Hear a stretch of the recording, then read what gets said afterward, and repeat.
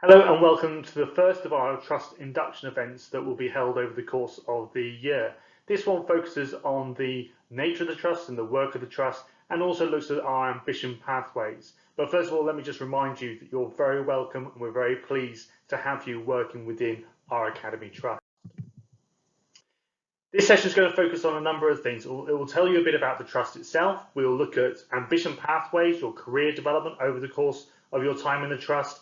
We'll also talk a little bit about professional etiquette, something that I don't think gets taught at university very much anymore, but is really important and is an opportunity for me just to set out some expectations that I think everyone has in their heart, but no one ever really says out loud. Well, I'm going to say them out loud later on so you can be clear, and hopefully it will guide you well throughout your career. And if you're not on Twitter, well done you, try and stay off it. If you are on Twitter and you want to benefit from some great advice and support and guidance, there is a whole host of education resources out there. I wouldn't necessarily put myself in that bracket, but if you do want to follow me, I am there on J Richardson Joe, and the trust itself is on @STCAP5, and you'll be very welcome. Today, just for the purposes of this session, we're talking about a hashtag of fully alive, and you'll understand where that comes from a little bit later on when we look at our mission statement. So the first thing is about who am I, and secondly, who are you? There's too many of you here today, hopefully, to ask that question individually, but it's certainly a question I'd like you to ask of yourself. Well, first of all, I am the executive leader of the Academy Trust, so it is my responsibility across the 8 schools that are there currently, and also wider partnerships of schools, to be able to bring schools together to work as effectively as a partnership as we possibly can. And my history and my background over 25 years now has been education throughout, and I think I've pretty much done every single role there is to be done in a teaching capacity within a school. So yes, I've been a classroom teacher, I've been head of year, head of department, deputy head teacher, and now CEO or executive leader within the trust as it stands at the moment. But it hasn't been career development that has really got me out of bed in the morning. It hasn't been trying to get to the top of any kind of tree, although the image above there suggests it might have been.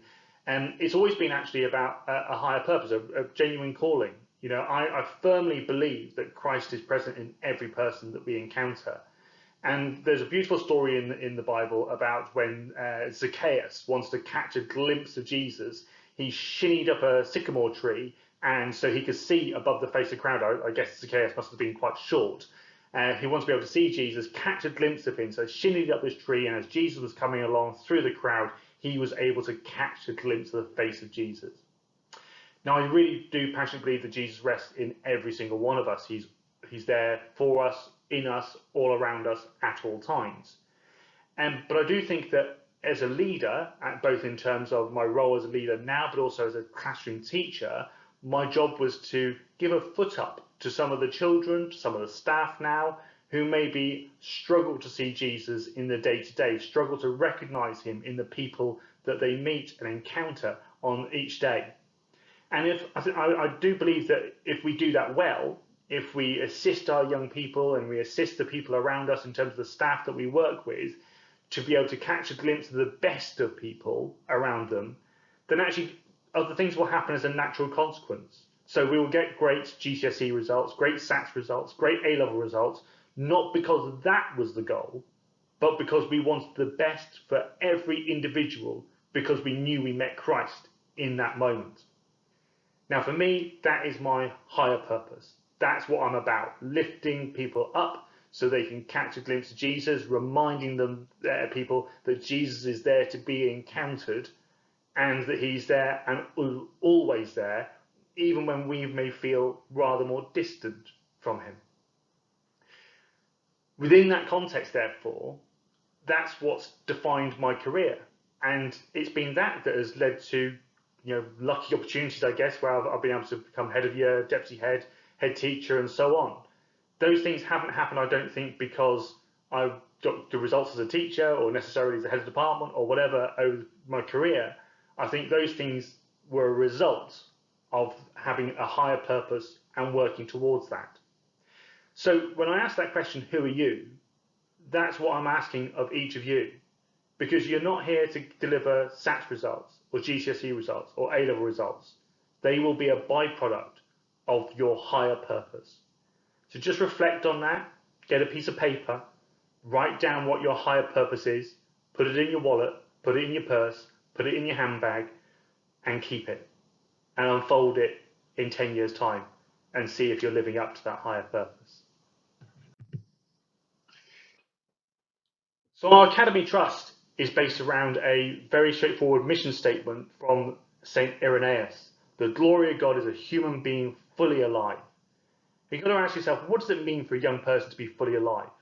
Well, it doesn't, again, just mean to say they've got a hatful of GCSE, SAT results and A-level results. Being fully alive is about your spiritual, your moral, your emotional, your physical, and yes, your academic attributes as well. We have to nurture every single one of those.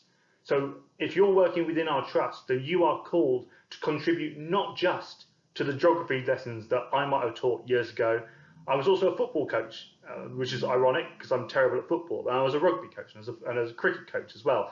And I was terrible at those things too, truth be known. But I helped other young people have the opportunities to thrive and shine in ways they otherwise wouldn't have been able to do.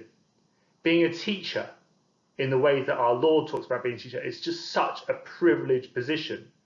And when we think that our purpose is to unlock the potential in those young people, to enable them to be fully alive, then it's a glorious job, isn't it, that we've got, and a glorious opportunity that we've got day in, day out. Some of you may be unfamiliar with the workings of the Catholic Church, and indeed I'll come back to this later on because I'm aware that there are people watching and engaging today who are from no faith tradition or from other faith traditions. And let me just say to you that every single one of those people, every single one of you as individuals, brings such richness, brings such diversity, and brings so much to the table that actually it enriches our communities far more than we ever could have dreamt or imagined, truth be known, for years gone by. When schools were 100% Catholic teachers and 100% Catholic students, I don't think we had to think about things as much as we do now. And I think because we think about things, because we think about the way in which we reach out, that actually it's a very powerful connection we can have with people. Now, I know that you're all very comfortable with working in Catholic schools because you've chosen to do so. But it is still a special thing that people from no faith tradition or another faith tradition do when they bring their own faith and integrity to the teachings of the church. And for that, in advance, I just thank you from the bottom of my heart.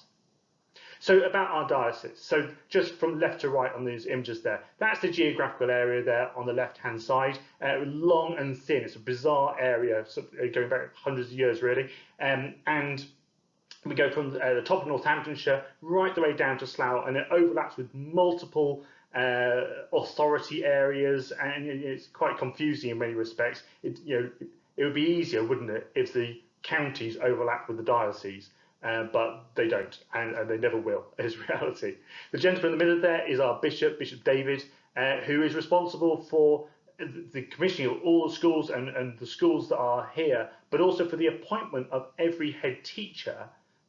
Every appointment that is done is sanctioned through the bishop, through the way in which the schools are set up. He makes that approval, and we're all written to, but on behalf of the bishop, to confirm our appointments. And for me as a head teacher, as a former head teacher, and now as CEO, that's really special, if I'm honest with you. But it connects to you too, because you have been appointed to by the people who've been appointed by the bishop. So there's a lot of trust being extended in our trust. And it's because of that that we know that we're able to work in ways that are, at a higher level than just GCSE results and the day-to-day.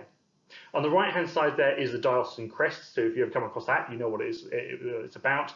Two features in there. The diocese has got two patron saints. The first is Our Lady, our Mother Mary, and that's represented by the fleur-de-lis. And the second is the Cornish choughs there, the little birds there with the red beaks and the red feet, stained blood red by the martyr St. Thomas. Now, that's pretty grim to think of, and that's obviously the name of our patron for the St. Thomas Academies Trust.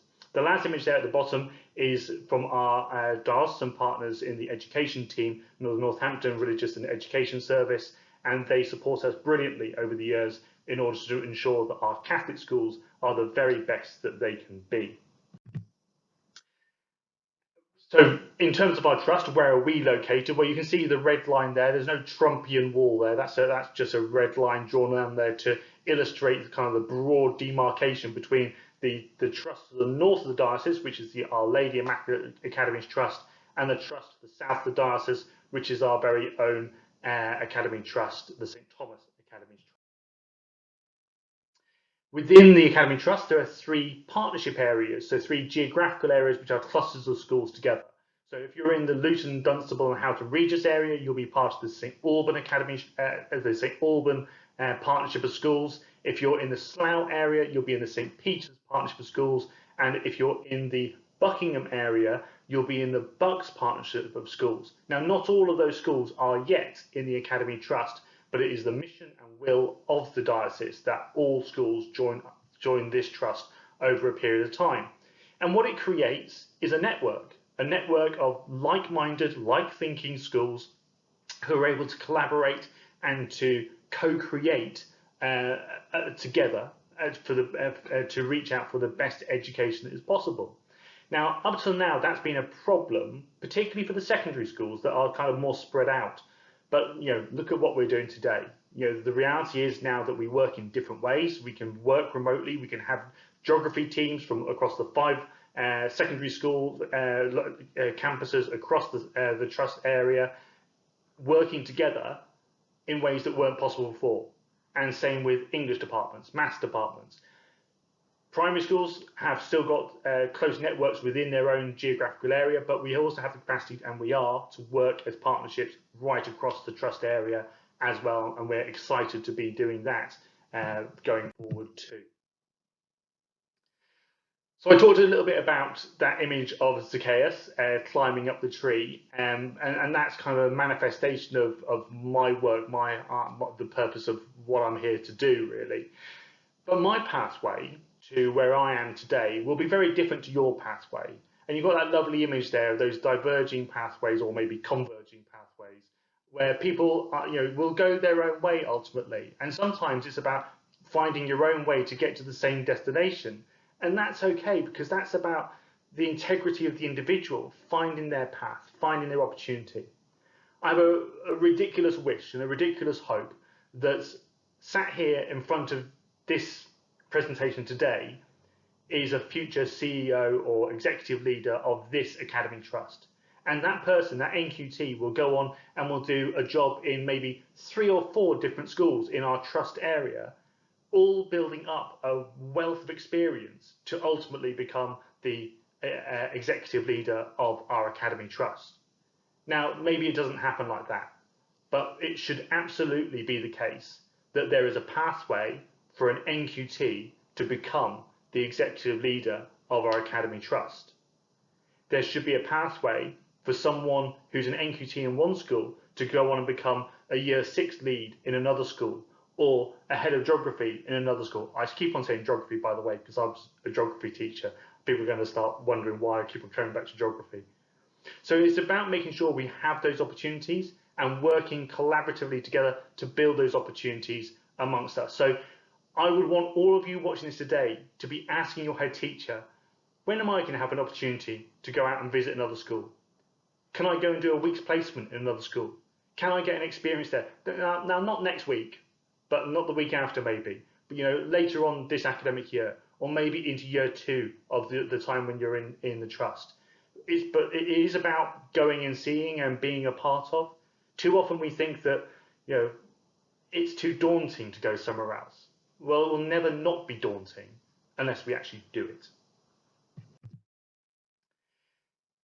I talked a little bit about my own pathway, and you can see that from my bio a little while ago, but we're consciously creating an ambition pathway in partnership with the Diocese of Northampton, and that document will be released hopefully over the course of the next month or so in preparation for everyone's appraisal processes that we go through.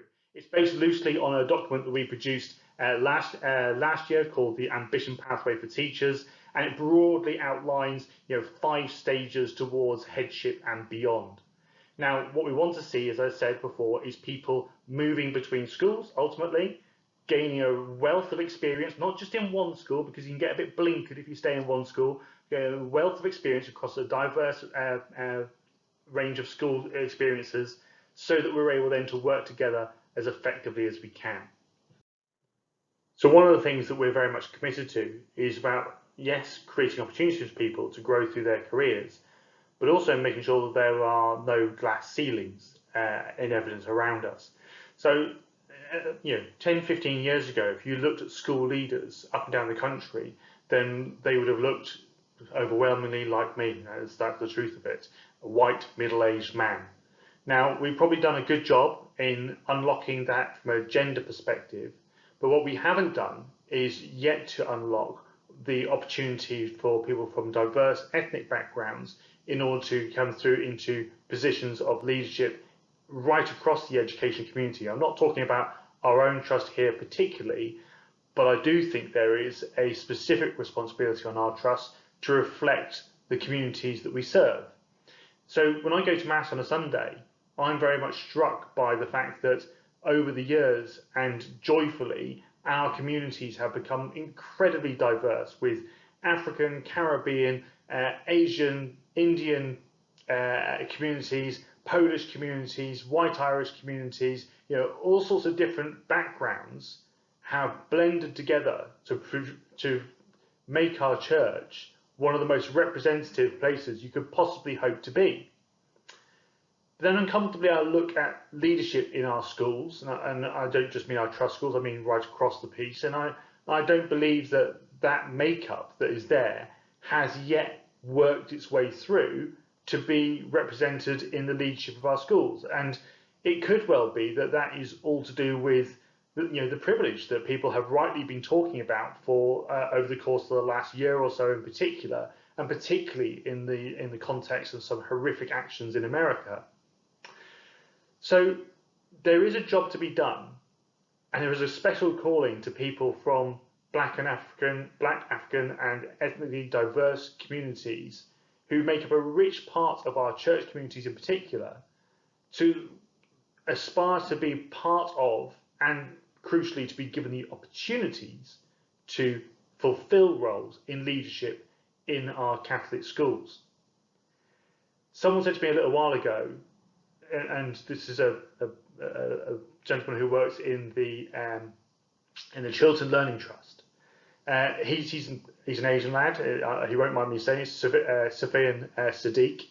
And when he would turn up as a leader of their trust to events, people would think that he was there as the IT guy, someone there to set up the presentations. And so when he stood up and then to speak and take charge of things, people sort of stood back and oh, crikey, what kind of world do we live in where that's still a thing? There's some subconscious and some unconscious things going on there that probably exist in everybody who's had privilege come their way, whether they realise it or not, over the course of the years. And Sufyan was very clear. He said, it's great having aspiration, but if the people you're aspiring to be don't look like you, it's hard to find resonance with that. Now, as it stands at the moment, we're at that point where people need to replace people who don't look like them. I mean, that's just as it is, isn't it, really? Lots of people in education look like me in my position, and they need to now look more representative of our school communities and our parish communities. So there's a glass ceiling there that we still have to smash. And it's a societal glass ceiling. This has nothing to do saying that we are intrinsically a bad organisation. Far from it. Because even by addressing this in your first presentation from me, you'll see that we're committed to making sure that is something that we do and we achieve. But no words are needed around there, just a lot of action. Some people, quite rightly, will want to think about, what's in it for me when I'm looking at promotions, when I'm looking at opportunities. And there was a time, probably about 10 years ago, when there was a lot of money in education, and pretty much you were given money for anything you did. So you took on any responsibility in addition to what you do in the day-to-day, and it equated to, a £2,000 TLR, teaching and learning responsibility. When I started out, it wasn't like that. When I started out, you volunteered for things. You volunteered to be a football coach. You volunteered to be a part of the reading team. You volunteered to take on a school project, and you showed that you were able to do things. And if we're honest, we're back there in terms of the economics of schools at the moment, and probably rightly so, because it can't always be about the money. The money will come. You will get the money for doing the hard work that you've done. It will come in the form of a promotion. In that image there, you've got one of the brilliant leaders at Cardinal Newman School, a lady called Avril Dowswell. Avril, has shot up through the ranks really, but is one of the most spectacularly talented people I've ever met. Now, Avril had volunteered and committed to doing things going throughout her career, even without thought of money. But when it came to the job that she really wanted, and it came to the opportunities that did carry finances, she had a CV as long as your arm in order to share with people to say, do you know what, I've got something to offer here, something special to offer here. And she is a special person, but you can be that person too. So I would absolutely say that, let's invest in you in terms of coaching, training, getting you some experience, getting some development, getting some enrichment opportunities, and then the promotion will come. It will come. And with it, financial reward, if that's what it's about. But don't put that top of your tree. Remember, the higher purpose is what we're about. So a quick word on etiquette from a former head teacher. So I've got 5 things to say. First, please don't leave mid-year. I mean, if I could, I'd make it like football transfers, that there's probably only 1 point mid-year where people could leave and nowhere else. Not because it's difficult for the organisation, it is, but that's not the reason why. The reason why I would like you not to leave mid-year is because it is terrible for the children. And I have to say it just as it is. If you leave mid-year, that's not a good thing for the children. They have, the children like familiarity, they like continuity, and particularly leaving at Easter is a really bad time to leave, whether that's in a primary school or a secondary school. And I don't care whether this is in this academy trust, another academy trust, a local authority school. I would say the same wherever I am. Please, please, please, if you're going to leave at Christmas or leave in the summer. Please avoid leaving at Easter, and try to avoid leaving within an academic year if you possibly can. If you are thinking about leaving, even while you're just thinking about it, talk to your head teacher. They won't bark at you, they won't be disappointed with you, won't be disgruntled with you. Just talk to them about the reasons why you might be leaving, because they're probably really good, right? I've left schools, I've left many schools in order to further my career. And no one had ever said to me, oh, you're letting us down, Joe, now's not the time to do it. People who genuinely believe, particularly for a promotion, head teachers should celebrate the fact that someone is ready to move on, that they've grown them to be in that position. And if you're leaving because you're not happy, then that needs to be unpicked as well. No one should be fearful of those conversations or anxious about those conversations. And it can come, the only time when it is upsetting, and it does cause a conversation, is when you suddenly receive a reference request and actually you haven't even been asked if it's okay to be a referee. It's just courtesy, so please do that. The next thing is about being honest. If you walk past something that you don't like in the school that you think is wrong, then you've just approved it. You're complicit in it. Now, sometimes you won't be able to challenge it right there and then because it might not be appropriate to do so, but don't leave it, don't ignore it, particularly where it's about the safety and well-being of staff and children in the school.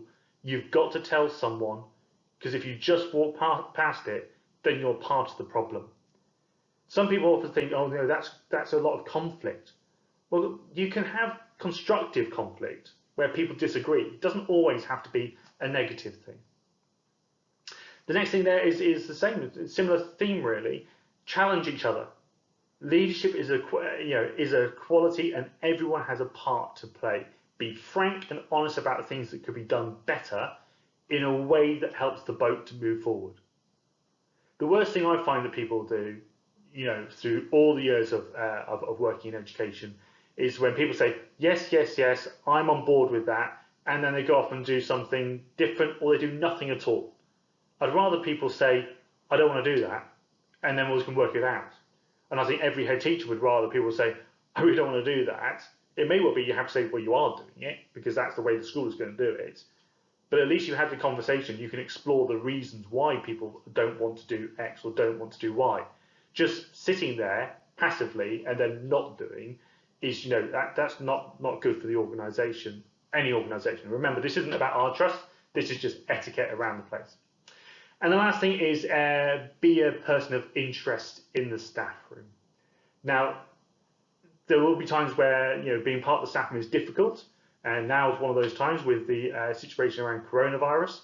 But because staff room setups are a bit more fragmented, but be a person of interest in the staff room if you possibly can. It's great to be in there, having a chat, chewing over things that are great about the school, chewing over things about your football team or Strictly Come Dancing or whatever it is. Just be in there, be chatty, be bubbly, be someone that others want to be with. It's just uplifting, and you won't need to explain that in any more detail.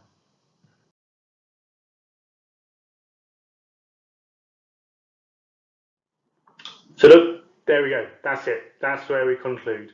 I hope the session has been of interest to you and has shared a little bit about what we're about, what I'm about maybe as well. You've got information there about the remaining 3 sessions that are being held across the Trust. So there's 2 sessions about what it is to be working in a Catholic school, a session much later in the year thinking about what you might do next year in terms of projects and opportunities going into the next year. And just one last reminder about our Trust mission statement. The glory of God is a human being fully alive. So I hope that in the work that you go on to do this year, you find that you yourself are truly fully alive, fully nourished, and fully happy here in the St. Thomas Catholic Academies Trust. Thank you very much.